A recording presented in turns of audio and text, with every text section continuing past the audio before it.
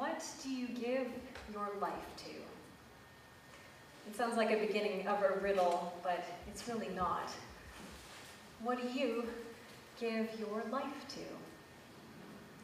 Because whether we consciously choose to or not, whether it is something that we're really intentional about, we do give our lives to something. It can be work, it can be family, it could be your secret passion to be an artist. I still harbor one myself. My inner rock star, I don't think that's happening. It can also be a set of ideals. It can be things that you deeply believe in. Again, whether you are conscious of it, whether it's an active choice or not, you give your life to something. But I'm going to guess that most of us don't spend a ton of time thinking about it. We're usually too busy just trying to get everything done, get by in our lives, pay our mortgage, pay our rent, take care of our family, put food on the table. But when it comes to this point in the spiritual year, it's actually the perfect time to ask ourselves that question. As we've mentioned a number of times, it's Reign of Christ Sunday, so it is the end of the spiritual year. And then we begin Advent, our New Year's celebration. And when we get to this point in the year, we have journeyed with Jesus' journey up to a point that we've been changed. So at this point, we are supposed to have worked on reorienting our lives, either in a small way or in a big way, around what we think the divine has called us to do. So for some of us, that just might mean working hard on our relationships so that we are truly loving and compassionate with each other. For others, that might mean tackling social justice issues out in the community or in the wider world. It might mean something practical, like changing your job. But whether it's small or large, by the end of the year, our lives are supposed to be more dedicated to bringing about God's world of peace and love and justice for all than it was when we started the year. And in that way, Christ is supposed to be the navigational point of your life. Or to use the language we heard in the songs today, the ruler or the king of your life. So I'm going to be straight up honest with you. When I first encountered this language around the holiday, behold, Christ is King, Jesus is Lord, it was a bit of a tough one for me. I didn't grow up in a church community. My family never attended church. This is something I came to quite late, and I would have described myself as spiritual but not religious. And I would have said something like, well, didn't we all study and travel and meditate and go beyond this so that we know how to stand up for ourselves, to be our own masters, to not need some kind of ruler over us? Isn't this exactly the kind of language that people critique about religion? Isn't this exactly the problem? So, with our great personal freedom, do we really want a concept like this? Christ is King, Christ is ruler. I know at that point I wanted no part of it. I fought too hard for freedom to surrender it. So it's very helpful, though, to look at this passage in Luke, to see what's actually being said as opposed to what immediately jumps out with the language. Because more often than not, what's actually stated in the Bible is quite different than the first read, than what we first assume. So in the scene that we just heard today, we witness Jesus going to the cross with the taunts and the nasty comments of all the people around him. And these are people who know him as well, too. I'm really struck when we're listening to that passage about the kind of intensity of the meanness in it. People are casting dice to have his possessions. He's not dead yet. And they're picking up what would have been a dirty cloak and a pair of sandals. But they're focused on that. They're taunting him. They're shouting at him. People are offering him rotten wine. They are, even when he's actually up on the cross, they are still jeering at him, and they're watching as spectators, as if it was entertainment. And so that's kind of grotesque in its own way. But then there comes this question. If we pause for a moment, we should ask ourselves, what exactly did Jesus do wrong? What's causing this level of hatred? I can give you a great list of what he didn't do. He did not raise an anti-Roman Empire terrorist organization or create a band of freedom fighters to challenge the rules of the day. So he didn't insult Rome. All of that would have got him on the cross. He also didn't tear down the established priesthood or reject the scriptures or rail against God, all of which would have got the Pharisees to at least petition Rome to get him crucified. Nor does he overthrow the merchants of the day or even the social rules of the day, even though, of course, he talks about that, he interacts with that, he breaks them, but he does it all quite graciously. So what he did actually do, and what he actually was a poor and peaceful teacher who preaches unconditional love, who modeled what he believed to be true, who engaged in conversation with all types of people, and had a whole very tiny group of followers. The 100 to 200 that he had, Rome wouldn't have blinked an eye at it. It was not significant. So it's clearly not his actions that are the problem. That is not what's getting everybody so upset. It's actually his connection to God that's the problem. It's his willingness to live his life for God and out of what he believes God wishes the universe to look like. That's the problem. The problem is he doesn't want to fit into the established order because he believes there's another one.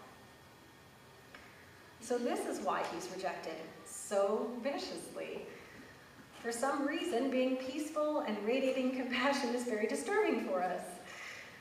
It could raise a lot of feelings for people, and when I read the passage, I thought, well, that couldn't happen now, and then of course I had to live through the election the last few weeks and watch this clip. If you've ever heard of him, Van Jones, he's an African-American political activist, extremely lovely person when you see him interviewed, and he was on CNN with Corey Lewandowski, who's Trump's former campaign manager, and if you watch that interaction, you can Google it very easily.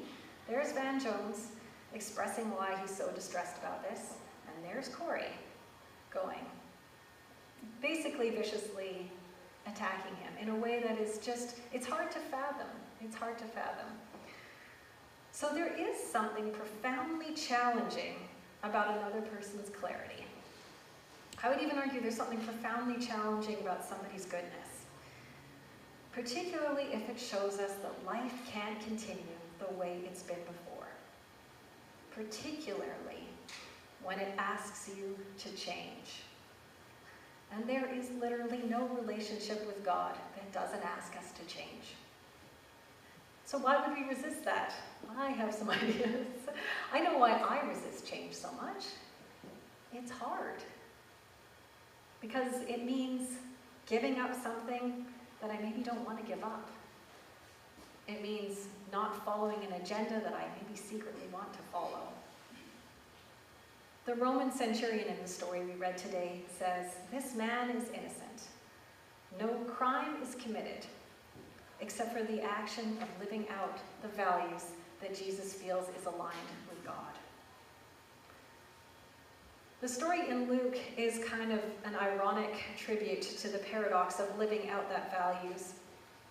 Everything in Luke is always reversed. It's a fascinating book that way. For example, the rich people are told they won't know God until they give up their wealth. I've always hated that passage. The generous donors at the temple are contrasted against what radical generosity looks like. The poor widow who comes with 2 coins and gives all she has. In this way, Luke is really trying to show us something about rulers, about governments, about social order. He's saying that is not the reality. That is not what should be in charge. That is not what should shape your behavior. Instead, says Luke, the real ruler is a poor peasant with about 100 followers who walks among the lepers and heals them. The real ruler is a person who self-empties and offers compassion to all around him. A real king will not rest until everyone has enough to eat and knows about the unconditional love of the divine. So when Luke says ruler, when Luke says king in relation to Jesus, he is in effect breaking our understanding of what that means. It is not being ruled over, it is not power over, it is a self-emptying, aligning yourself with God. So when we go this route, if any of us in the room, if we try in our own clumsy ways to do this, we're going to flip the world on its head. And we're going to have to be prepared for there to be quite a reaction to doing that. It is quite a confrontational thing sometimes to be truly generous. So this leads us back to our question that we sit with today on this particular end of our spiritual year. What do you give your life to? What are you going to use all the gifts and the energy that I see before me, this strange and wild gift of this life that you have, what are you going to use it for? Today we're being asked to deeply consider giving our life over to the divine. We're being asked at the end of the year if we want to use our life to co-create a better world with God, a world that is indeed different than the one we are currently living in. So as you walk out today and go into your week, ask yourself what you wish to give. Ask yourself who you wish to help. Ask yourself what kind of world we might have if we made the divine our way. Amen.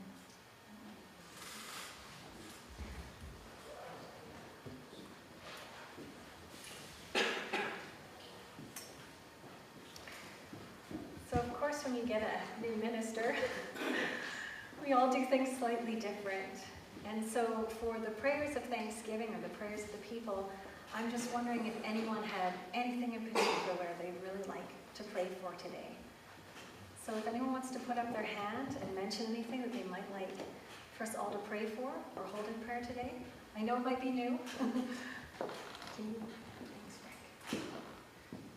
I'd like to pray for a world of peace and love among all nations and all people.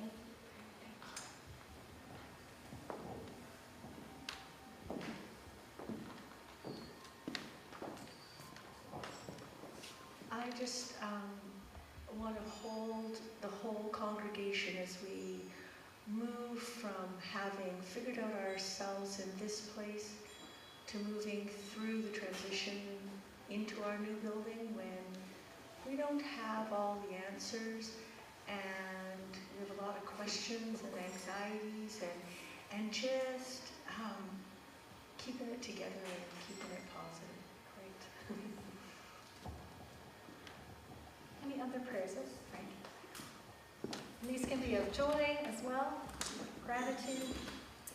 I'd like to pray for the United States and that wisdom and sanity prevail.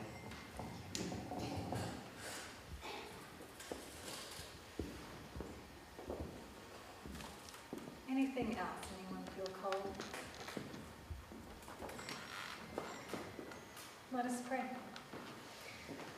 Holy One, you hear the prayers from our lips and the prayers that rest quietly in our hearts. We give thanks to you for your unconditional love, for the community that we experience together.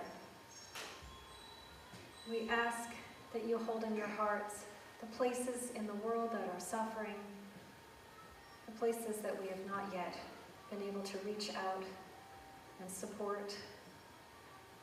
We also ask for relief and grace in our own lives, all the places that we've experienced longing and loss.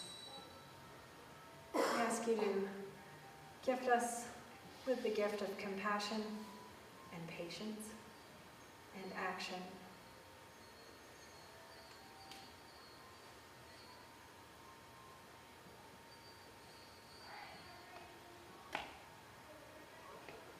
we offer you too thanks for this particular community of Lynn Valley United as we journey into our new building and our new home and prepare to welcome new people. We give thanks too for the beautiful place that we live in, for all of creation that thrives here. We ask this in the one who humbly walked a new path for us,